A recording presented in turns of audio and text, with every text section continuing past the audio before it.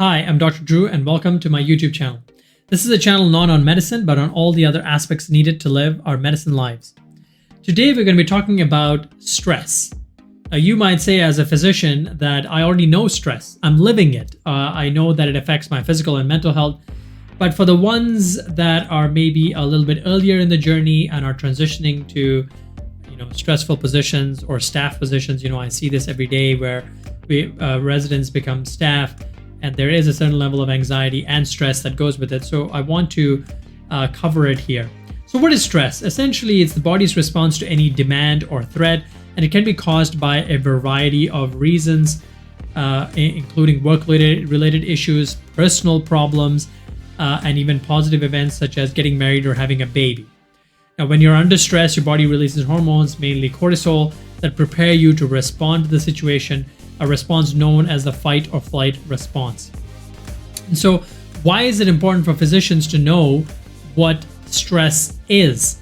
And so I don't think I have to read all these things here, but we know that stress has an effect from what we would say head to toe, right? We would have difficulty concentrating, it increases anxiety, it may result in depression, it results in hypertension, increased risk of heart disease, increased inflammation in our joints. It decreases our immune function in the long term. Short term, it is actually a bit beneficial because it allows us to respond to the stressful situation. But long term, these hormones play havoc on our immune system, make us weaker. And, this is where sometimes they say, certain infections such as TB even come out because we're stressed and our body is weaker, so to speak. It can also result in hair loss, brittle hair, our nutrient absorption is affected, and it can also result in infertility. I actually, in my conversations with various physicians and listening to podcasts, infertility among female physicians is very important, a topic these days, and it's due to our long working hours, our lack of personal time, lack of physical and mental health protection measures, delayed childbearing, or whatever term that we come up with these days for explaining deciding to have children just later in our career, focusing on our career earlier. So a lot of aspects go into this in determining how stress affects us, and this has an impact on how physicians build their families. And that's why I'm passionate about it. That's why I talk about it. That's why I'm dedicating an episode on it. Our long hours, difficult patients, constant threat of medical errors, litigation can all contribute to high levels of stress. I know it. I do live it or have lived it. The higher stress levels, and I find this cathartic, and in a way kind of releasing that stress by sharing it with my community or our community. The COVID-19 pandemic has just made it worse. It hasn't made it better. While there may be more resources, we're not accessing it better. The access is difficult, or we just are too busy to be able to access those resources. So I want to kind of emphasize that here. Prolonged stress does have a negative impact, as shown here on the picture. And I won't go through them again, but I'm really very, very passionate about this. So how do we reduce stress? I mean, it's the same thing your mother told you, your grandmother told you, your father told you, your physician told you, and you know it. You've been taught about this in medical school. It's no magic bullet. We all know it. I still have difficulty, following it at times, but the number one way to reduce stress is exercise.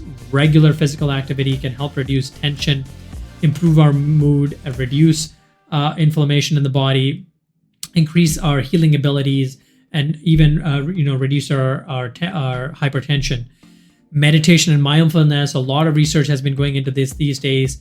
These practices can help you focus on the present moment and reduce feelings of stress and anxiety. Relaxation techniques such as deep breathing, yoga, or progressive muscle relaxation can help you relax and reduce stress. Make time for it, time block. We'll talk about the Eisenhower time matrix on how to focus on the activities or the priorities that we have in our life rather than always putting our patients first, which is important, but we need to take care of ourselves before we take care of our patients. Take a break. I know that in anesthesia, we kind of work through, we don't take our lunch breaks at noon, especially in the community hospitals. It is difficult because you're the only anesthesiologist on, or only physician with the expertise like emerge physicians, and the administration or the system or your patients are like, I've been waiting here for 6 hours, 8 hours, 10 hours, whatever it may be. But take a break. Make sure to take the regular breaks. Time voiding, all that stuff. All these few minutes can help you take a break from your work and clear your head. Set boundaries. It's important to set limits on your work schedule. Make sure you make time for yourself and your loved ones. And it's important to have a support system. I think as physicians, like especially when we travel a lot, we don't have support systems, whether you're friends or family, a therapist or a counselor. It can be helpful to have someone to talk about these things and cope with the pressures of our profession. I know that I've spent thousands of dollars just taking a physician coaching program in order to focus on stress alone. And that's 5 minutes on this topic. I know we can talk about it for kind of days on end. But in summary, stress is an important issue for physicians to understand, given the demanding nature of our profession.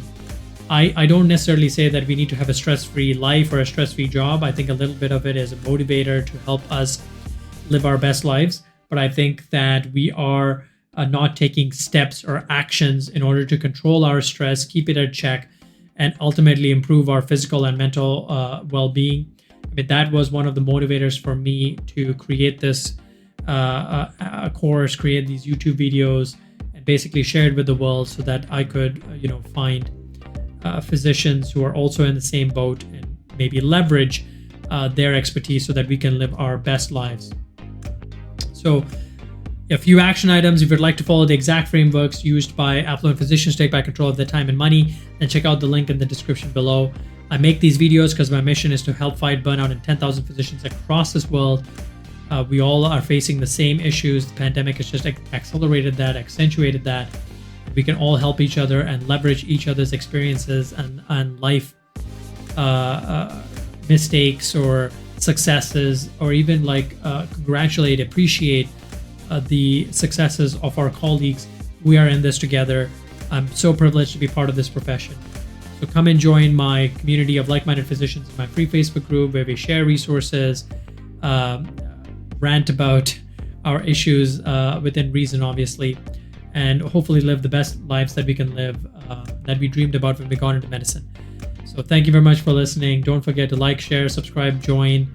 If you feel you can add value to this journey, or I can add value to this journey, I would be so grateful to be part of it. Thank you for doing what you're doing. Thank you for helping your patients, and I'll see you in the next episode.